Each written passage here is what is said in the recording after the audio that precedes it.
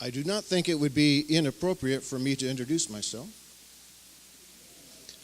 I am the man that accompanied Jacqueline Kennedy to Paris. This is something that JFK said once as he realized that his wife was getting all the accolades and he was the tag-along. I kind of understand that. I am the man that accompanied Deanna Cheyne to London one day. And while we were there, we went to visit Stephen Cobb. Stephen Cobb had been a special guest at our conservatory when I had proposed to Deanna, not just in front of Stephen Cobb, that would be weird, but in front of all of the conservatory as well. And he was just amazed that someone would do that. And so we went to see him. And while we were in his office, now he had 3 chairs there. This is important later on. It was his chair, and then the other 2 chairs that we were invited to sit in were rather separate from each other. And while we were there chatting, he issued an invitation for us to go to be the guests at Hendon Highlights in London. And I started talking quite a lot about this possibility, and I didn't notice that he started turning his chair a little bit away from me and more towards Deanna, and going on and on and on. And then it suddenly occurred to me, and I said, "Oh, you're inviting Deanna." And he looked at me and just winked, which was correct. And I remember being there as kind of the tag-along, and just before the program was to start, Ray Stedman Allen was the compare that night. He was sitting next to me backstage. His wife Joy was here, Stephen was here, Deanna was there, and I happened to mention to Stedman Allen that I just feel like a tag-along. And Joy Stedman Allen reached right across Ray, grabbed my arm, and said, "I know exactly how you feel." So I want to thank you for inviting Deanna tonight so that I could come along and be a part of things too. I also want to thank Major Morris, who did a wonderful devotional last night at our meal. It was not word for word, but thought for thought, what I had been preparing for tonight for the last month.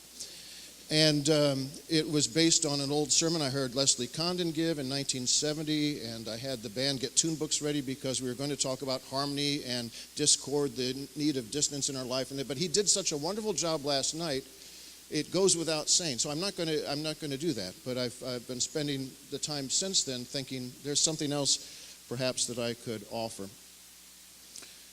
In 2 Corinthians, Paul says in the 4th chapter,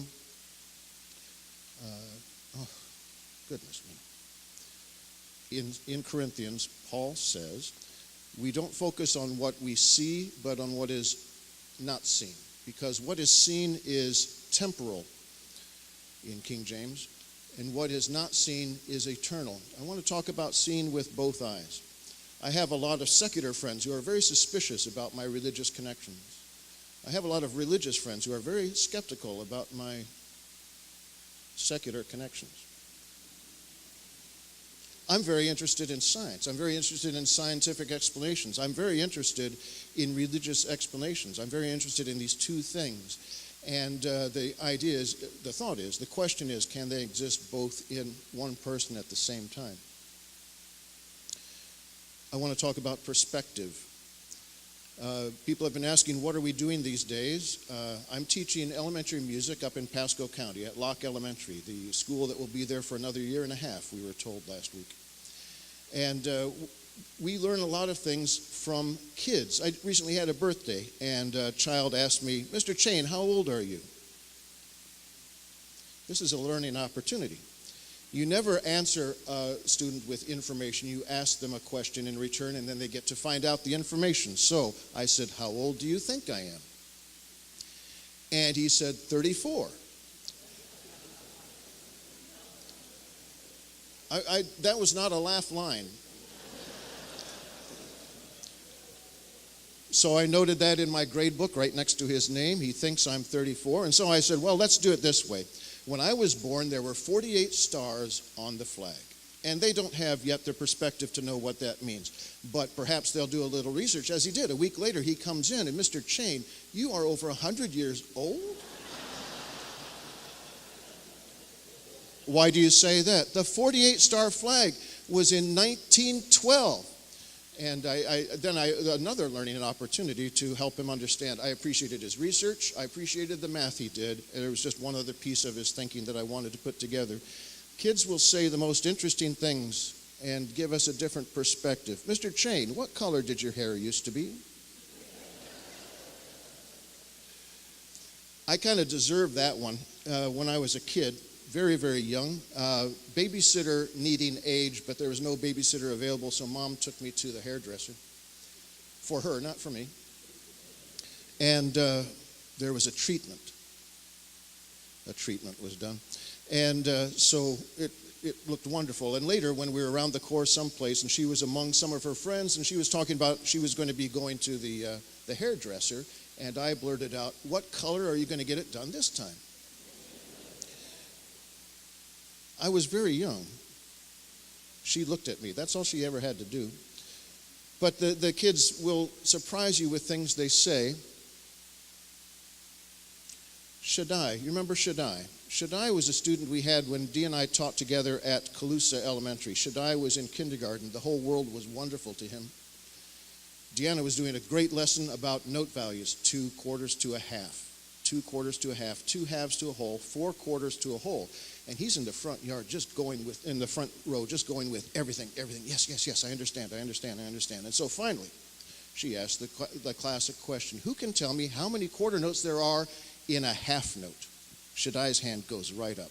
Oh, this is going to be wonderful. He's got it. She calls on Shaddai, and Shaddai's answer, and I quote, "Maybe if you came over to my house, we could play Donkey Kong."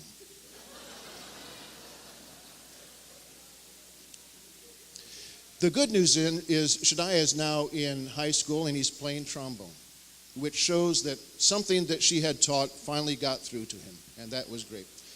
Or it shows that you really don't need to know that much about music to play the trombone. One of the two.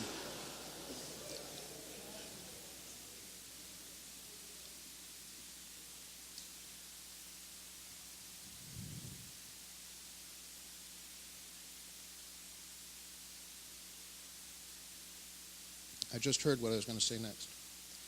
I have found myself to be very emotional in this visit.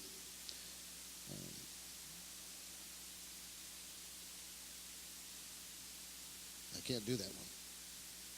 I'll set that aside for another time. The kids come from extraordinary circumstances. It's difficult to see sometimes, and to hear their perspective, how fresh they are. I used to work what's called the car loop at the school, and kids would be dropped off in the morning, leave the cars, we'd welcome them in that. Some kids loved their way right into the school. Some kids came out without a word to whomever was in the car at the time. And some kids went back without a word to whomever was in the car, and some were loved right back. And we learned a lot about kids at times like that. I remember one girl who was after school at the office waiting, and my principal asked me to talk to her and sit with her for a while, and told me the story that her mother had dropped her off that morning with no intention of picking her back up.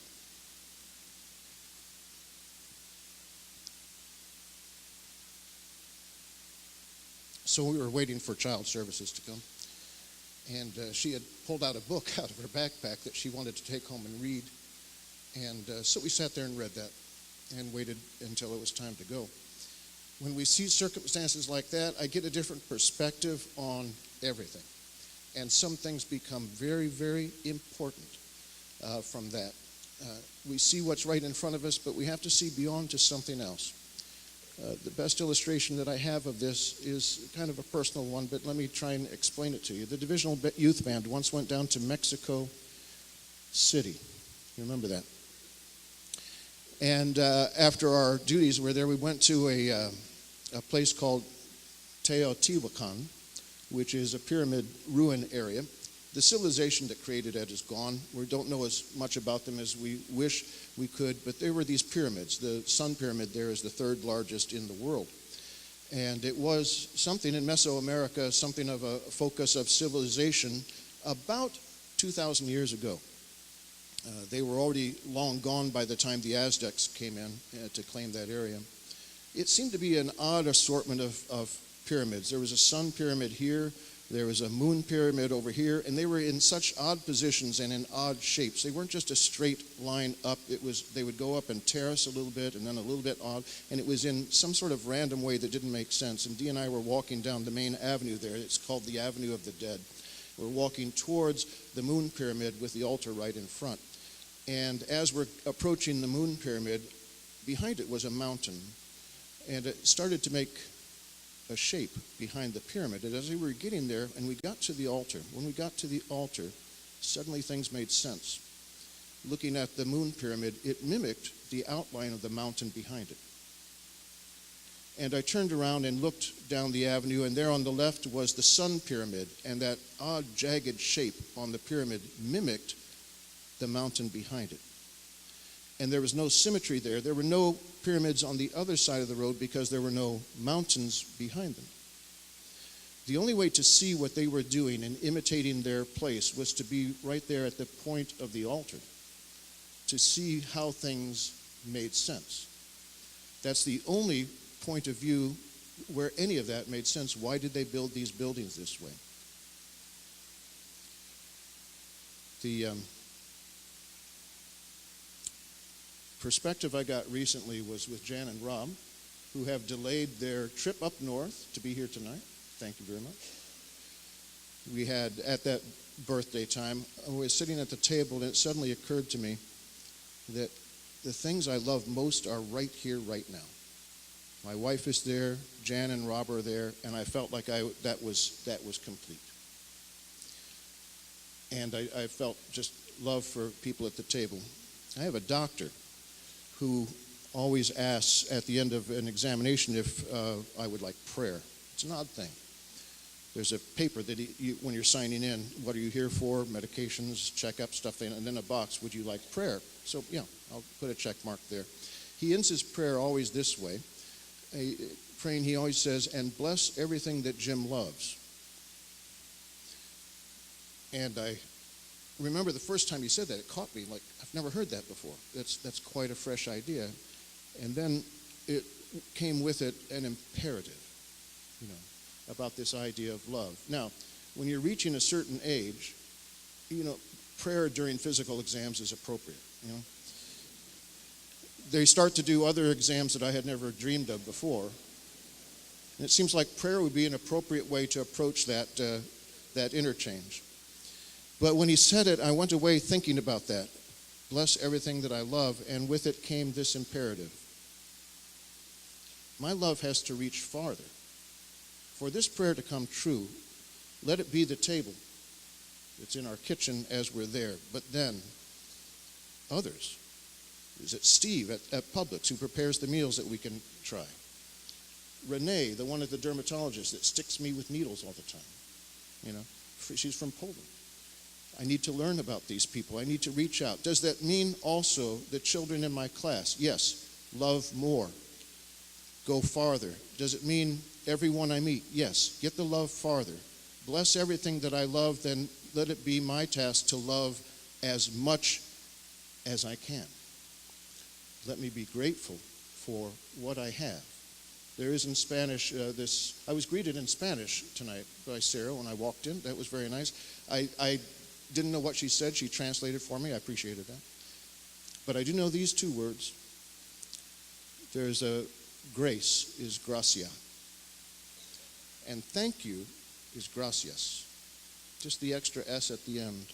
I think our relationship with the Lord must be this. He gives us grace, and we live a life of gratitude.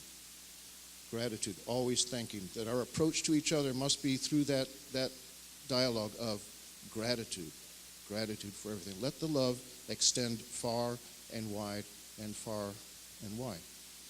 It's just a delight that we were invited here. We really thank you for that. And we hope that some things that we have been offering are worth your time.